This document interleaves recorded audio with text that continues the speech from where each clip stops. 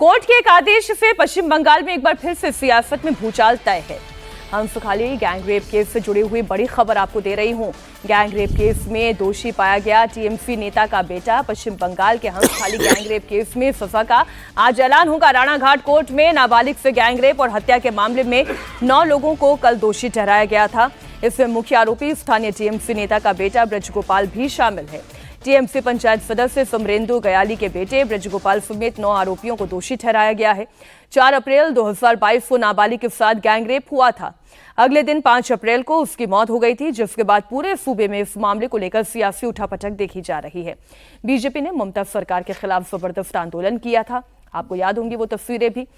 10 अप्रैल को मामला दर्ज होने के बाद पश्चिम बंगाल पुलिस ने जांच शुरू की, मगर कलकत्ता हाई कोर्ट के आदेश के बाद सीबीआई को इसकी जांच सौंपी गई थी। आपको याद दिला दें पूरा मामला क्या था। यह मामला पश्चिम बंगाल के नदिया जिले का है, जहां हंसखाली में 4 अप्रैल 2022 को 14 साल की नाबालिग का गैंगरेप हुआ। टीएमसी नेता के बेटे के बर्थडे पर यह जघन्य अपराध हुआ। अगले दिन यानी कि 5 अप्रैल को ही पीड़िता ने दम तोड़ दिया। इस मामले में स्थानीय टीएमसी नेता के बेटे समेत 9 आरोपियों को दोषी ठहराया गया।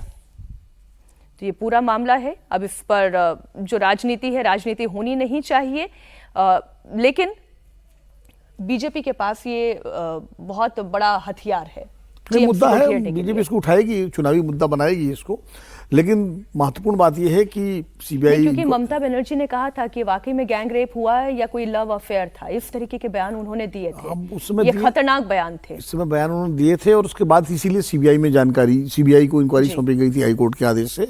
और सीबीआई ने जांच के बाद दोषी पाया और सजा, तो उनका बाद सजा सुनाई जाएगी। सबसे पहली बात तो यह है कि चलिए सजा सुनाई जाएगी और सजा मिलनी भी चाहिए ऐसे गंभीर मामले में। कल ही उत्तर प्रदेश का एक मामला हाईवे गैंग रेप को जो है, आज ही खबर है, 9 लोग उसमें भी थे और उसमें जो है सबको सजा दी गई, उम्र कैद। ऐसे मामलों में बल्कि जल्दी फैसला होना चाहिए मुझे लगता है।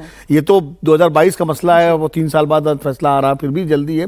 8-8, 9-9 साल लग जाते हैं। नहीं, लेकिन जब कोई मुख्यमंत्री के पद पर हो और इस तरीके के जघन्य अपराधों में वो ये कहें कि लव जिहाद तो उत्तर प्रदेश में होता है, बंगाल में नहीं होता है, तो इस तरीके के बयान का मामला ही नहीं है, इसमें तो हिंदू मुस्लिम है ही नहीं ना। ये ममता बनर्जी का बयान है जो अभी मैंने कोट किया।